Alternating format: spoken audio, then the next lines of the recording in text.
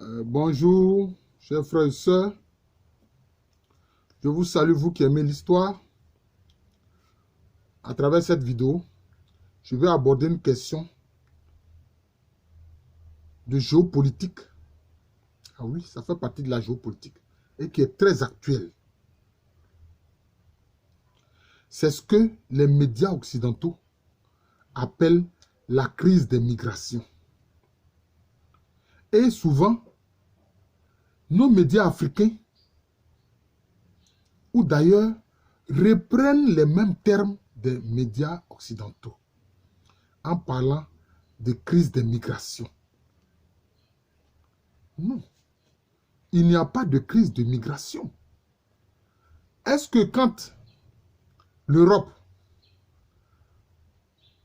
enverra des populations aller peupler les Amériques au détriment des Amérindiens, l'Australie au détriment des aborigènes australiens, les Noirs d'Australie, au détriment des autochtones de la Nouvelle-Zélande, hein? Au détriment de l'Afrique du Sud, des Noirs d'Afrique du Sud, etc. Est-ce qu'on a parlé de crise de migration? C'était des crises de migration. Pourquoi est-ce que pour une migration d'êtres humains, on parle automatiquement de crise? Ah non. Pourquoi s'ils ne parlent pas de ces migrations de leurs ancêtres aux Amériques, en Afrique du Sud, en Australie, en Nouvelle-Zélande, hein, en Tasmanie, etc. Pourquoi ici ils ne parlent pas de crise de migration au plan historique? Pourquoi ils ne disent pas ça? Souvent même ils appellent ça des conquêtes, la conquista, etc. Non, c'était des migrations. C'était des migrations. Et souvent ceux qui ont quitté l'Europe n'étaient pas ceux qui étaient socialement nantis. Non. C'était les misérables. C'était les misérables qui ont quitté massivement l'Europe pour aller peupler tous ces continents-là. C'est ça les faits. Alors, pourquoi maintenant, aujourd'hui, ils parlent de crise des migrations? Ce n'est pas une crise. Non. Parce que si vous adoptez leur terme crise des migrations, c'est dire que vous entrez dans leur vision, dans leur paradigme. Or, leur vision est fausse. Moi, j'appelle cela les migrations de la paupérisation. Ce sont les migrations de la paupérisation. D'ailleurs, c'est comme ça que je vais intituler cette vidéo. Ce sont les migrations de la paupérisation. Ils rendent les gens pauvres et misérables. Et puis maintenant, quand les gens vont vers l'Europe pour profiter de leur prospérité, souvent basée sur des pillages ouverts ou dissimulés, alors ils parlent de crise de migration. Ça ne fait pas sérieux. Parce qu'aujourd'hui, tout le monde le voit. Le FMI, la Banque mondiale, ne font plus ce que, ou ne répondent plus à l'idéal des pères fondateurs. La Banque mondiale et le FMI sont devenus des organisations de prédation pour appauvrir des États, pour appauvrir des peuples entiers, pour créer la misère. C'est ça qu'il s'agit. Les gens payent sans cesse la dette, ils payent sans cesse la dette, ils payent sans cesse la dette. Et quels sont ceux qui mettent l'argent à la disposition du FMI et de la Banque mondiale pour perpétuer cette politique de prédation? Mais ce sont les clubs de Paris, les clubs de Londres, etc. C'est ceux-là. C'est l'argent de ces pays occidentaux. Alors, vous appauvrissez les gens. Vous les faites payer 10 fois, 15 fois, 30 fois la même dette. Il ne faut que rembourser les intérêts de la dette sans jamais pouvoir épuiser la dette. Alors, vous pensez que vous allez faire une telle politique de prédation, de paupérisation, de misérabilisme, et puis vous allez rester tranquille chez vous en Europe là-bas comme dans une tour d'ivoire? Ça ne marche pas. C'est pour ça que moi je dis qu'il ne faut même pas appeler ces migrations crise de migration. Il faut appeler ça migration de la paupérisation voulue. C'est une paupérisation voulue par les pays occidentaux. C'est eux que j'accuse. Mais qu'est-ce qu'ils font? Regardez ce qu'ils font. Ils ont mis de côté la sacro-sainte règle au lendemain de la Deuxième Guerre mondiale qui disait la non-immixtion dans les affaires intérieures d'un État, d'un pays. Ils sont venus, ils ont créé une autre notion qu'ils ont appelée l'ingérence humanitaire. Les gens ne vous ont rien demandé. Les gens ne vous ont rien demandé. Et ils font des guerres de prédation. Ils ont détruit l'Irak. Ils ont détruit la Syrie. Ils ont détruit la Libye. Les pays d'Afrique, alors là, la France, sans cesse, ils créent des crises. Quand elle ne veut pas d'un dirigeant, allez, c'est fini. Soit c'est un coup d'État, soit c'est une rébellion, soit elle-même, quand c'est difficile, elle-même vient bombarder, etc. C'est ça le problème. Mais cette politique de la France, et c'est surtout la France qui crée la chienlit dans les pays francophones d'Afrique. Et maintenant, le président est étonné, il dit que non, il y a un sentiment anti-français. Non. On n'est pas contre le peuple français. Les Africains ne sont pas contre le peuple français. Ils sont contre la politique de l'Élysée et du Quai d'Orsay. Ça fait deux choses différentes. Ça fait deux choses différentes. Regardez, il y a un gouvernement légal et légitime qui est en Centrafrique. Mais la France, chaque fois, fait voter des résolutions d'embargo d'armes. Donc, ce gouvernement n'arrive pas à faire face à ces rebelles qui sont en face, qui sont mieux armés même que l'armée de la Centrafrique. Bon, donc, tu fais voter des choses, des résolutions d'embargo d'armes, même contre le gouvernement centrafricain. Comment tu veux que alors le gouvernement centrafricain ait les moyens de combattre ces rébellions et ces groupes armés-là? Comment? Donc, la France crée l'instabilité permanente en Centrafrique. Tu vas faire une interposition entre un gouvernement légal et puis des groupes rebelles, la Zawad. Et tu dis non, que ce gouvernement n'a pas le droit d'envoyer son armée à Kidal. Donc cela veut dire quoi? C'est comme si tu dénies la souveraineté d'un État sur l'ensemble de son territoire. Mais voilà la politique des dirigeants français. Voilà la politique des dirigeants français. Et ils veulent prétendre que non, les Africains ont un sentiment anti-français. Les Africains n'ont pas un sentiment contre le peuple français. Ils en ont marre de l'Élysée. Et ils accusent souvent les présidents africains, les dirigeants africains d'être des corrompus. Mais la classe politique française est corrompue jusqu'à la moelle. Parce que les dirigeants qu'elle installe de force contre la volonté des populations, quelquefois même dans la guerre, provoquant ici des misères et des migrations. Aujourd'hui, les migrations qui vont en Europe, ça vient d'où? Ça vient des subsahariens. C'est une population qui vient de l'Afrique subsaharienne.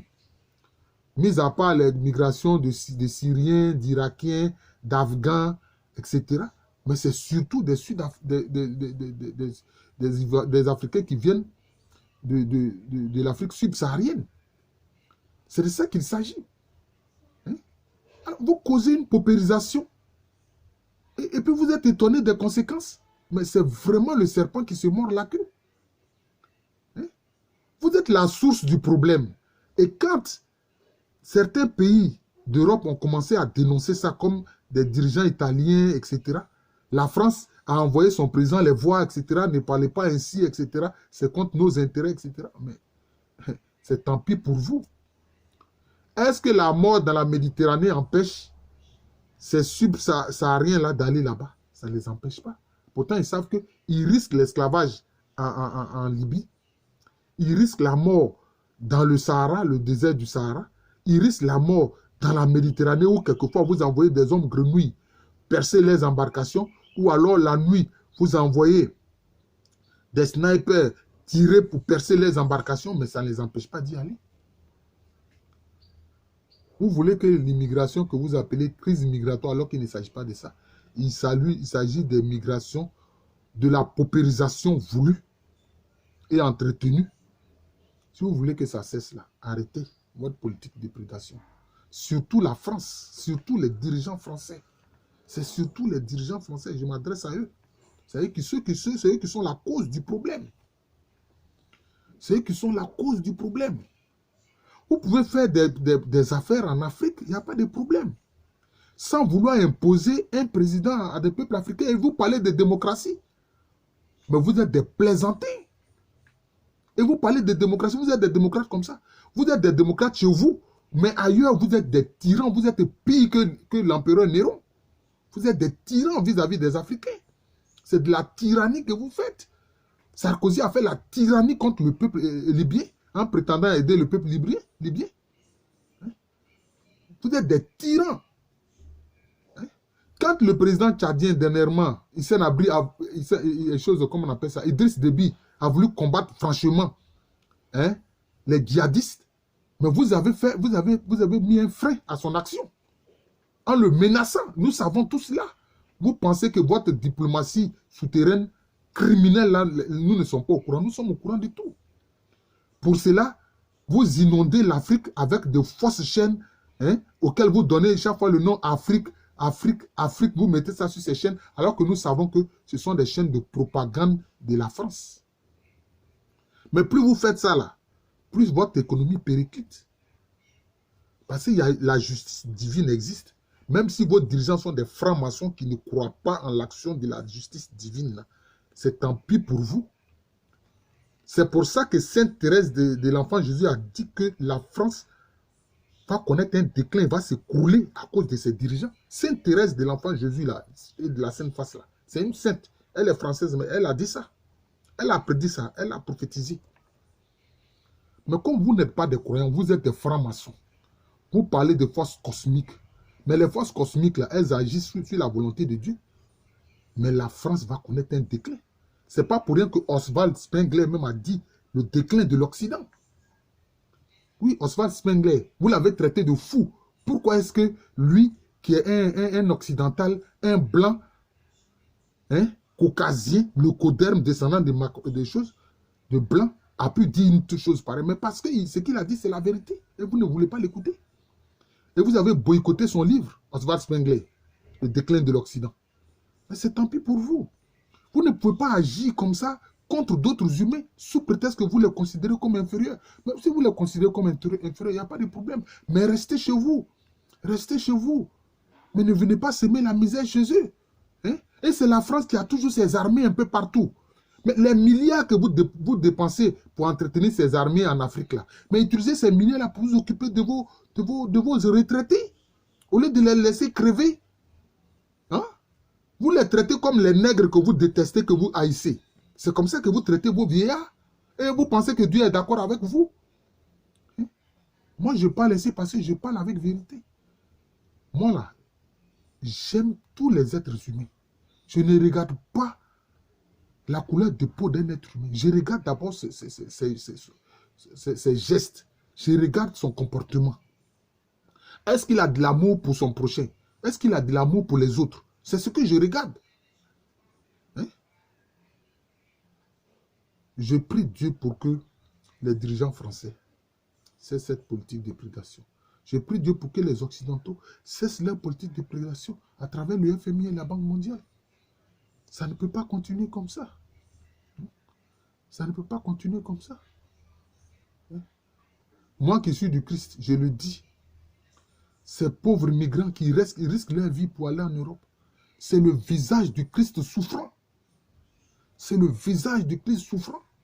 Si vous avez encore un peu, vous avez moins de haine, que votre haine n'atteint pas le paroxysme de la haine de Hitler que vous avez rejeté, alors que vous-même vous pensez comme lui dans les faits. Hitler et les nazis, vous avez les mêmes pensées que lui. C'est parce que vous avez les mêmes pensées que lui que vous agissez ainsi vis-à-vis des Noirs africains. Et c'est tant pis pour vous. C'est tant pis pour vous. Ne venez pas en plus comme ce que Macron vient de dire. Il dit non, les Africains font trop des enfants, que la femme africaine a en moyenne 8 enfants. Lui, il a fait quelle statistique? Il a envoyé combien de gens faire, comment on appelle ça, un recensement sur le taux de fécondité en Afrique pour savoir cela. Mais même là, en Afrique, là, quand la femme fait 8 enfants, là, combien sur les 8 là atteignent l'âge de 20 ans? Combien? Combien? Les 2 tiers meurent avant même 20 ans.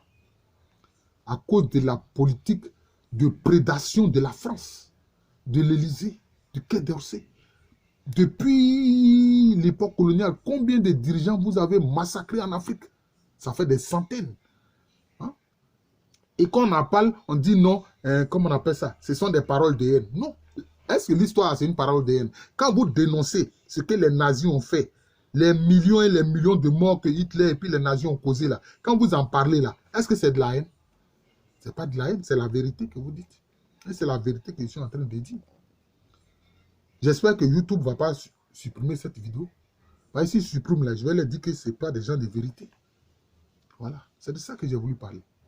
Il faut qu'on change de paradigme. Il ne faut pas que les médias d'Afrique, etc., ou d'ailleurs, reprennent les phrases des médias occidentaux pour dire crise des migrations. Non. C'est crise de la paupérisation voulue. Voilà. C'est la crise de la migration misérabiliste due à la politique de prédation de la France en Afrique subsaharienne. C'est de ça qu'il s'agit. C'est de ça qu'il s'agit.